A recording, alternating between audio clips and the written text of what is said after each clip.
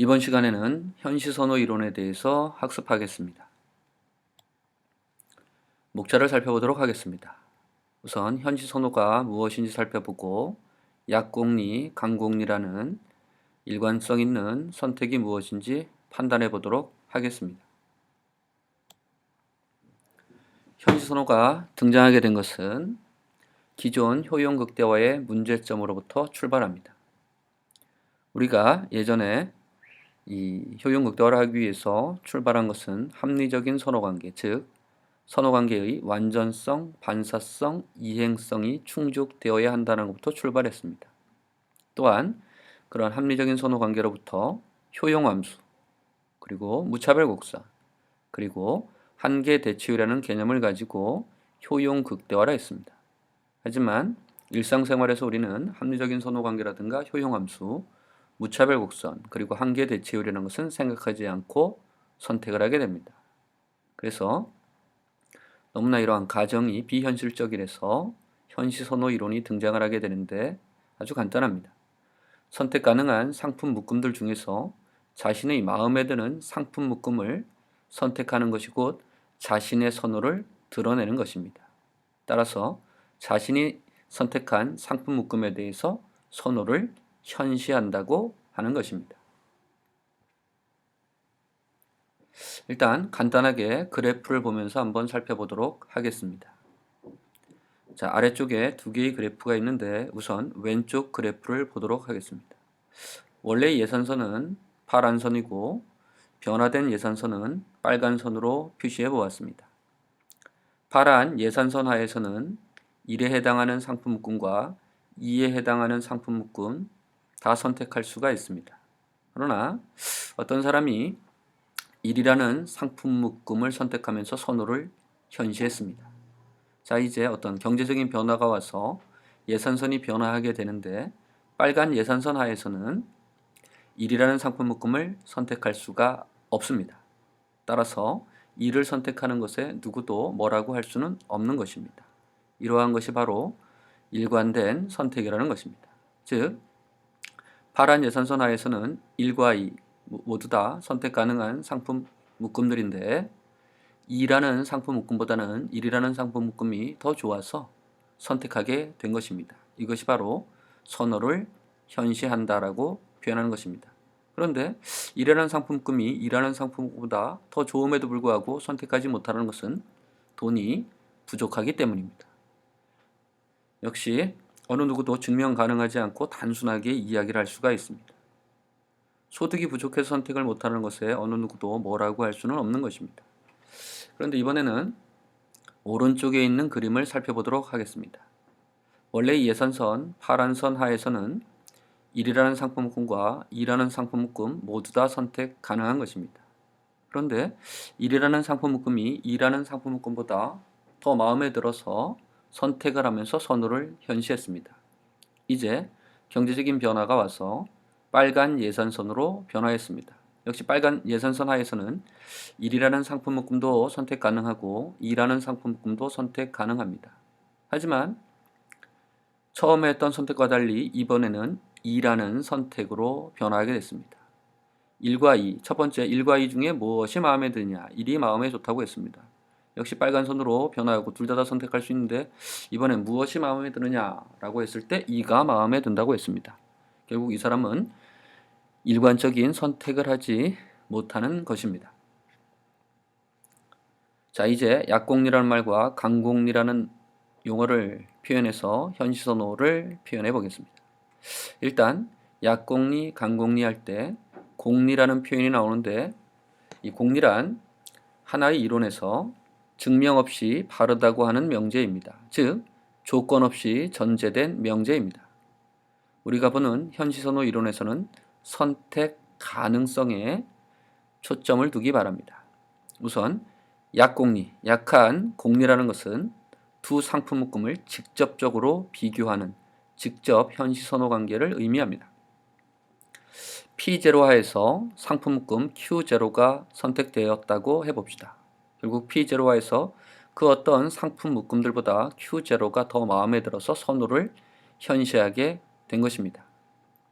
자, 그렇다면 P0, Q0라는 돈을 쓸 때, P0.Q0라는 지출 금액을 할 때 그것보다 같거나 작게 Q1이라는 상품 묶음도 선택할 수가 있었습니다. 하지만 Q1보다는 Q0가 마음에 들어서 상품 묶음을 선택하게 되고 우리는 선호를 현시하였다고 하는 것입니다. 따라서 P0라는 가격하에서 Q0가 선택됐다는 것은 Q1보다 직접적으로 현시 선호되었다고 말하는 것입니다. 자, 간공리라는 것은 간접적으로 비교를 하는 것입니다. 어떤 가격 체계 하에서 Q0가 Q1보다 현시 선호되고 또 Q1이 Q2보다 현시 선호되고 Q2가 Q3보다 현시 선호되는 이러한 관계가 QN까지 지속된다면 직접적으로 비교를 하지 않고 간접적으로 비교할 때 Q0가 QN이라는 것보다 더욱더 마음에 든다라고 할 수가 있습니다. 이때 우리는 간접적으로 현시 선호된다고 하는 것입니다. 자, 이제 현시선의 약공리를 지출하는 금액을 비교하면서 살펴보도록 하겠습니다. 우선 P0라는 가격하에서 Q0에 대해서 선호를 현시하였고 P1이라는 가격 체계하에서 Q1이라는 상품 묶음에 대해서 선호를 현시하였다면 일관성 있는 선택이 되려면 무엇을 충족해야 되는지 한번 살펴보도록 하겠습니다. 우선 P0.Q0가 P0.Q1보다 크거나 같다라는 명제가 왼쪽에 있습니다. 이것은 P0.Q0에 실제 돈을 썼지만 거기에 쓴 금액으로 Q1이라는 상품 묶음도 선택할 수 있었다라는 암묵적인 의미가 있는 것입니다. 결국 P0라는 가격하에서 Q0가 마음에 드느냐 Q1이 마음에 드느냐 판단하라고 할 때 Q0가 마음에 들어서 선호를 현시하면서 M0라는 지출을 하게 된 것입니다. 자, 그런데 가격 체계가 P1으로 변화하였을 때 Q0를 선택하지 못하고 Q1이라는 상품금에 대해서 선호를 현시하였다는 것은 P1.Q1 곧 지출 금액 M1을 가지고서는 변화된 가격으로 Q0를 선택할 수가 없다는 것입니다. 결국 변화된 가격으로는 내가 마음에 드는 상품 묶음을 유지하기에 돈이 부족해서 선택하지 못하라는 것입니다. 아래쪽에 방금 전에 했던 똑같은 그래프들이 두 개가 나와 있는데 현시 선호의 약공리라는 것을 가지고 한번 해보겠습니다. 자, 파란 선이 P0라는 원래의 예산선입니다. 그 예산선 경계와 내부 쪽에는 1과 2라는 상품 묶음이 있습니다. 1 위에서 선택한다는 것이 P0, Q0라는 것입니다. 그 안에는 같거나 같은 금액으로 같거나 작은 금액으로 2에 해당하는 상품 묶음, 결국 Q1이라는 상품 묶음을 선택할 수가 있었습니다. 그런데 P1이라는 가격으로 변화하면서, 즉 빨간 예산선으로 변화하면서 이제는 1이라는 상품 묶음에 해당하는 지출을 할 수가 없습니다. 따라서 예전에 그만 못했던 2라는 상품 묶음을 선택하면서 선호를 현시한 것입니다. 역시 일관성 있는 선택을 하고 있습니다.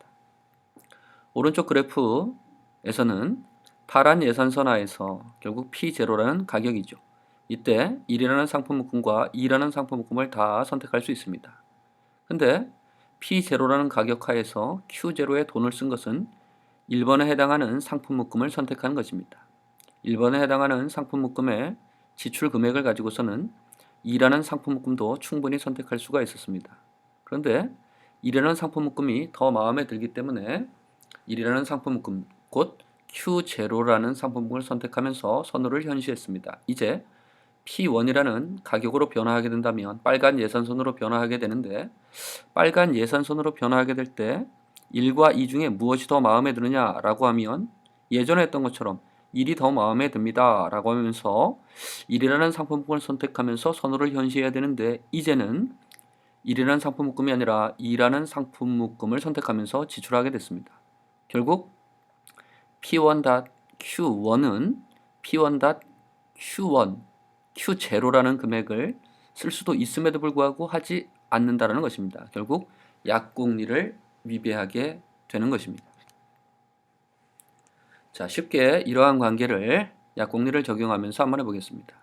앞서 그림으로 살펴볼 때는 x제와 y제와 결국 평면상에서 표시하면서 바깥에 있느냐 안쪽에 있느냐만 계산하면 되는 것인데 판단하면 되는 것인데 x제, y제, z제 또는 상품 묶음이 4개의 재화로 구성될 때 또는 5개의 재화로 구성될 때는 그림을 그릴 수가 없습니다. 따라서 표를 만들게 되는데 이 아래 위로는 P0와 P1이라는 가격들을 표시하고 옆으로는 Q0와 Q1이라는 상품 묶음에 해당하는 그 각각의 양들을 표현해 보겠습니다. 그러면서 실제 선호를 현시하면서 돈을 쓴 것은 P0.Q0고 그리고 또 P1.Q1입니다. 이 사람은 0이라는 기간에 곧 P0라는 가격하에서 Q0라는 상품권에 대해 선호를 현시하면서 100원을 쓴 것이고 또 P1이라는 가격이 변화했을 때 Q1이라는 상품 묶음을 선택하면서 선호를 현시했을 때 돈을 쓰는 것은 120이었습니다. 자, 그러면 이제 가상으로 금액을 계산해 보는 것입니다. P0화일 때 Q1을 선택하게 될 때 90 또는 100원이 들어갈 수가 있습니다. 그렇다면 실제 지출한 금액보다 작거나 같으니까 별표를 일단 쳐보도록 하겠습니다. 이 별표가 있다는 것은 선택 가능하였다는 것을 의미합니다. 자, 이제 P1으로 가격이 변화했을 때 120이라는 지출하면서 Q1을 선택했는데 Q0를 선택할 때 계산이 만약에 121이 됐다는 것은 실제 쓸 수 있는 금액보다 더 큰 금액을 요구해서 선택이 불가능했다는 얘기입니다. 선택이 불가능했을 때는 별표를 표현하지 않습니다. 결국 이것을 간단하게 얘기하면 P0라는 가격하에서 Q0와 Q1 모두 선택 가능하였다. 하지만 Q1보다 Q0가 마음에 들기 때문에 선호를 현시하면서 100이라는 지출을 했다. 가격이 변화해서 Q0를 선택하지 못하고 Q1을 선택한 것은 120분이 돈이 없는데 121을 Q0에 대해서 요구하기 때문에 소득이 부족해서 선택을 하지 못했다는 것입니다. 결국 약공리를 충족하게 됩니다. 그러나 밑에 있는 표를 보게 되면 P0하에서 Q1이 선택 가능했습니다. 90 또는 100이 들어갔기 때문입니다. 그런데 P1에서 Q1의 지출은 120을 했는데 Q0라는 상품 묶음을 선택할 때 110 또는 120이 들어간다면 선택 가능해서 별표를 치게 됩니다. 결국 위표와 다르게 아래 그래프에서는 대각선 방향으로 별표가 모두 있습니다. 이것을 해석하자면 P0화에서 Q0와 Q1을 모두 선택 가능하였다. 그러나 Q1보다 Q0가 마음에 들기 때문에 선호를 현시하였다. 그런데 가격 체계가 변화했을 때 역시 Q0와 Q1 모두 선택 가능하다. 별표가 있기 때문이죠. 그런데 예전처럼 Q0와 Q1 뭐가 더 마음에 드느냐 물어본다면 Q0가 더 마음에 듭니다. 이렇게 해야 되는데 가격이 P1으로 변화했을 때 이제 Q0와 Q1 중에 무엇이 마음에 드느냐라고 했을 때 Q1이 마음에 들면서 돈을 써버리게 된 것입니다. 결국 약공리를 위배하게 되는데 이랬다 저랬다 하는 일관성 없는 선택을 하게 되는 것입니다. 자, 그래서 이러한 판단법이 있으면 이제 가상으로 지출을 계산을 하면서 약공리가 충족하는지 그리고 또 후생에 어떤 변화가 있는지 살펴볼 수가 있습니다. 자, 맨 위쪽에 있으면서 왼쪽에 있는 표를 한번 보도록 하겠습니다. 별표가 하나만 찍혀져 있습니다. 방금 전에 본 약공리를 충족하는 경우입니다. 결국 예전에 선택하지 않았던 놈을 선택하면서 선호를 현시하기 때문에 이런 식의 표가 등장을 하게 된다면 후생이 감소하는 경우입니다. 자, 위쪽에 오른쪽 표를 보도록 하겠습니다.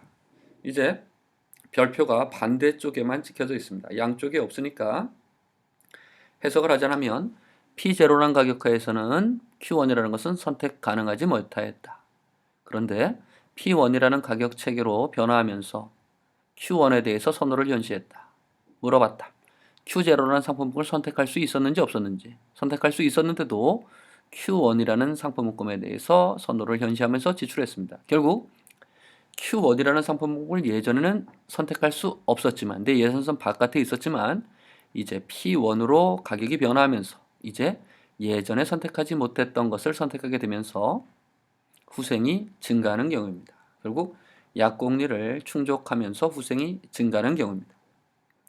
아래쪽에 왼쪽에 있는 표를 한번 보도록 하겠습니다. 여기에는 어느 쪽에도 별표가 없습니다. 어느 쪽에도 별표가 없다는 것은 Q0와 Q1은 비교 불가능한 영역에 있다는 것입니다. 이때 우리는 약공리를 충족한다라고 하는 것입니다. 그러나 비교 대상 중에 어느 쪽에서도 판단의 기준이 없기 때문에 후생을 판단하기는 불가능합니다. 자, 이제 마지막으로 아래쪽 오른쪽에 있는 지출표를 보도록 하겠습니다. 이제 양쪽에 별표가 다 있습니다. 이것은 앞서 살펴본 것처럼 약공리를 위배하게 됩니다.